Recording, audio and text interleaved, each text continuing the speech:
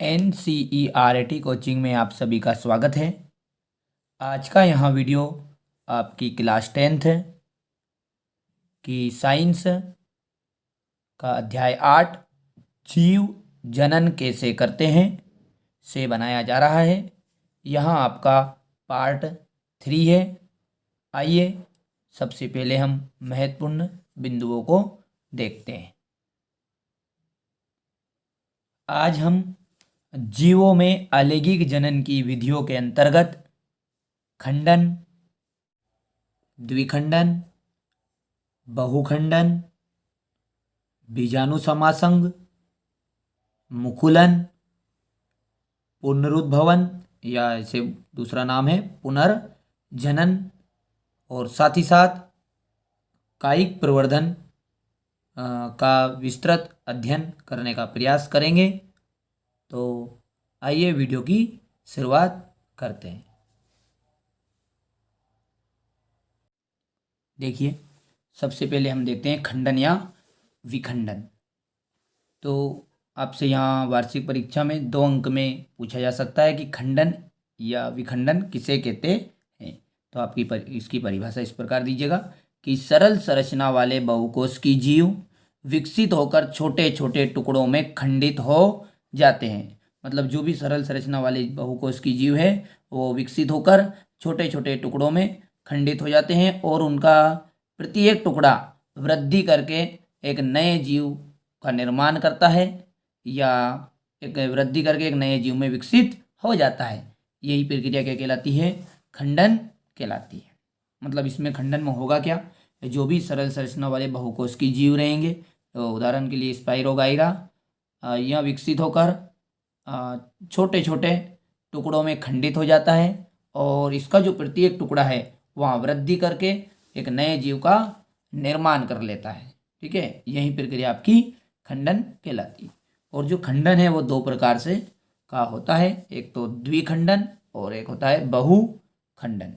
तो आइए अब हम देखते हैं द्विखंडन किसे कहते हैं। देखिए प्यारे बच्चों, ये अमीबा होता है उसमें हम द्विखंडन देखेंगे। तो देखिए यहाँ जो अमीबा है, यहाँ एक कोशिकीय जीव होता है। क्या होता है? एक कोशिकीय जीव होता है। ठीक है, और इसकी प्रत्येक कोशिका विभाजित हो जाती है। और कितने भागों में विभाजित हो जाती है? तो 2 बराबर भागों में विभाजित हो जाती है। अर्थात जो ये अमीबा है वहाँ एक कोशिकीय जीव है और इसकी कोशिकाएं विभाजित हो जाती है और विभाजित होने के बाद में 2 बराबर भागों में टूट जाती है और इसका जो प्रत्येक टुकड़ा विकसित होकर क्या करता है? एक नए जीव का निर्माण करता है। इसी को हम क्या कहेंगे? द्विखंडन कहते हैं। ठीक है, इसका उदाहरण आपको दे सकते हैं अमीबा। तो आप इसको परिभाषित किस प्रकार करेंगे? तो अब देखिए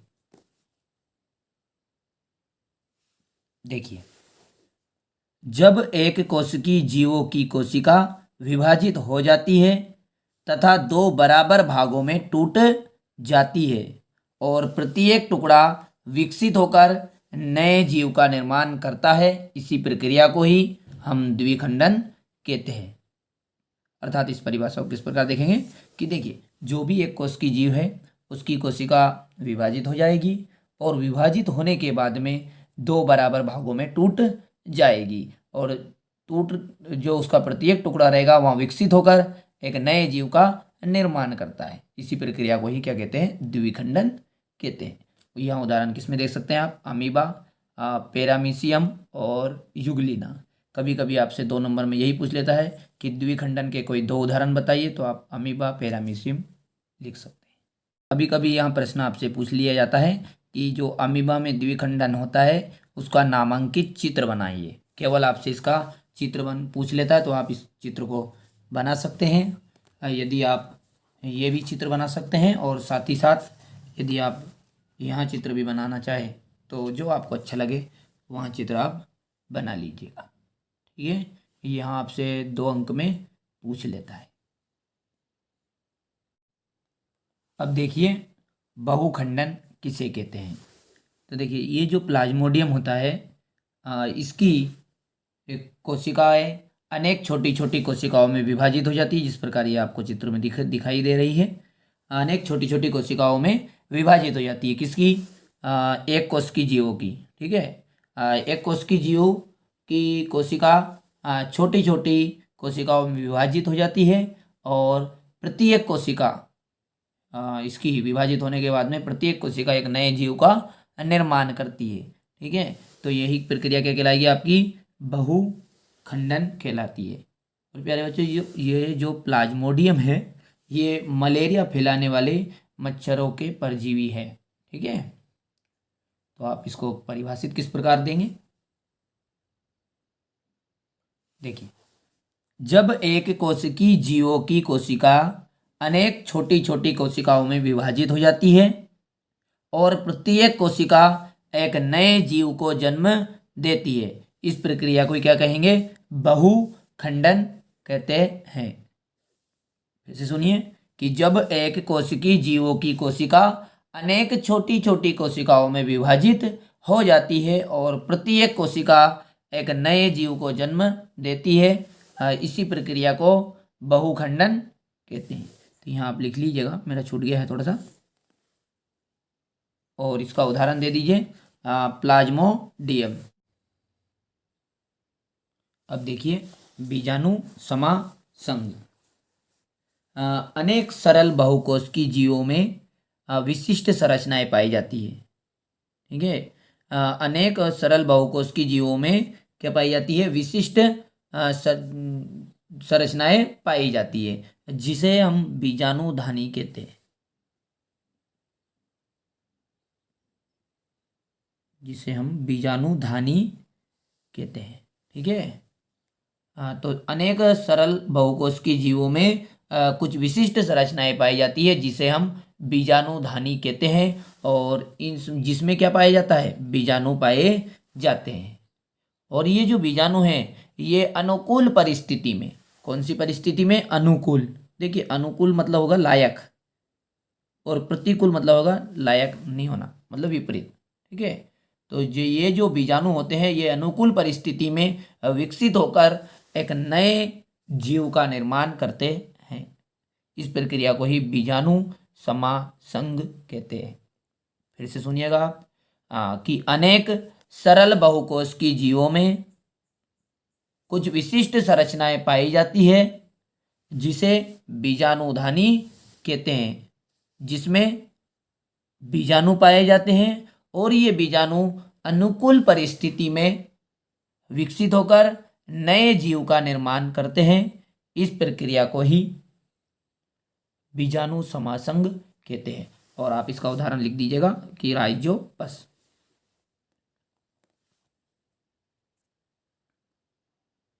देखिए, यहां से आप इसका स्क्रीनशॉट ले लीजिए। ठीक है, अब आगे देखते हैं मुकुलन।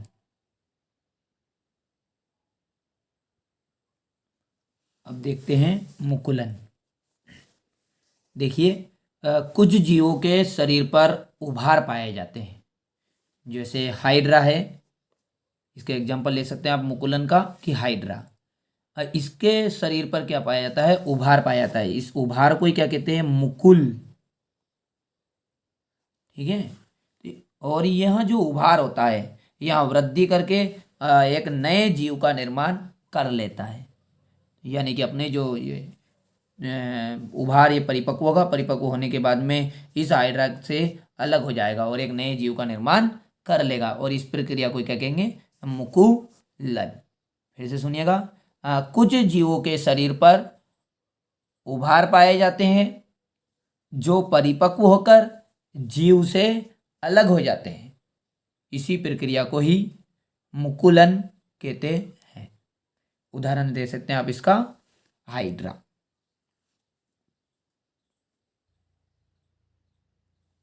देखिए प्यारे बच्चों, यहाँ जो परिभाषाएं हैं यहाँ आपसे 2-2 अंक में एमपी बोर्ड के अंतर्गत पूछी जाती है, तो आप इन्हें अच्छे से कंप्लीट कीजिएगा।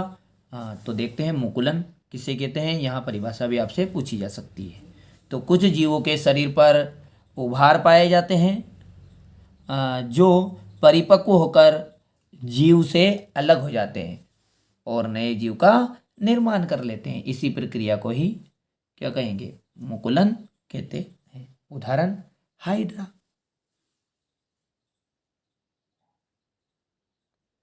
देखिए, कभी कभी आपसे ये हाइड्रा में मुकुलन का नामांकित चित्र भी पूछ सकता है, तो आप इसका चित्र इस तरह से बना सकते हैं, या फिर आपकी बुक में दिया ही हुआ है ये। इसको आपको जैसा लगे उचित वैसा आप चित्र बना सकते हैं। ठीक है, देखिए अगला है आपका पुनरुद्भवन या पुनर्जनन। देखिए, जब किसी कारणवश किसी भी जीव के दो टुकड़े हो जाते हैं तो उसका प्रत्येक टुकड़ा विकसित होकर एक नए जीव का निर्माण कर लेता है। जैसा आपको चित्र में प्लेन एरिया का दिख ही रहा है, ये किसी कारणवश इसके 3 टुकड़े हो गए और तीनों टुकड़ों से एक एक नया जीव बन गया। ठीक है, तो ये ऑटोमेटिकली तो होता नहीं है, किसी कारणवश हो जाता है, तो इस कारण से इसे पुनरुद्भवन या दोबारा उसका जनन हो गया, इसे हम पुनरुद्भवन या पुनर्जनन कहते हैं। परिभाषित किस प्रकार करिएगा आप इसको, कि जब किसी जीव के किसी कारणवश 2 टुकड़े हो जाते हैं या 3 टुकड़े, जैसे भी आप चाहे वैसा लिख सकते हैं। तो जब किसी जीव के किसी कारणवश 2 टुकड़े हो जाते हैं और प्रत्येक टुकड़ा से नए जीव का निर्माण हो जाता है, इसी प्रक्रिया को ही पुनरुद्भवन या फिर पुनर्जनन कहते हैं। उदाहरण आप इसका प्लेन एरिया दे सकते हैं, इसका स्क्रीनशॉट आप यहाँ से ले सकते हैं। और अगला आता है आपका कायिक प्रवर्धन। ठीक है, देखिए कायिक का मतलब होता है काया। अब ये पेड़ पौधों में होगा, इसको हम अगले वीडियो में देखेंगे, पर लेकिन आपका इसकी परिभाषा हम इसी वीडियो में देख लेते हैं कि जो कायिक प्रवर्धन होता है वो किसमें होता है? पेड़ पौधों में। ठीक है, तो जब भी कोई पेड़ के वर्धी भाग या उसका बोल सकते हैं आप हम वर्धी अंग, जैसे उसकी जड़, तना, पत्ती आदि के द्वारा कोई नया पौधा तैयार किया जाता है तो उसे ही हम कायिक प्रवर्धन कहते हैं। तो इसकी परिभाषा दे दीजिएगा आपकी, जब भी कोई पौधे के वर्धी भाग या वर्धी अंग जैसे जड़, तना, पत्ती आदि के द्वारा नया पौधा तैयार किया जाता है तो इसी प्रक्रिया को ही या उसे ही कायिक प्रवर्धन कहते हैं।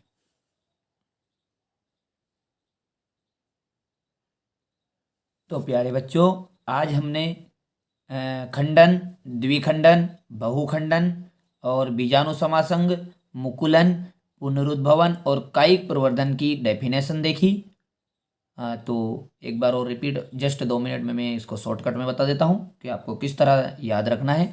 देखिए, खंडन में हमने देखा कि कोई भी जीव है, बहुकोशिकीय जीव या फिर सरल संरचना वाले जीव, उनकी कोशिकाएं टूट जाती है और उसकी प्रत्येक खंड या टुकड़ा विकसित होकर एक नए जीव का निर्माण कर लेता है। इसी प्रक्रिया को क्या कहते हैं? विखंडन या खंडन। और इसमें क्या होता है द्विखंडन में, ये दोनों के प्रकार ही है, खंडन और विखंडन के, द्विखंडन और बहुखंडन।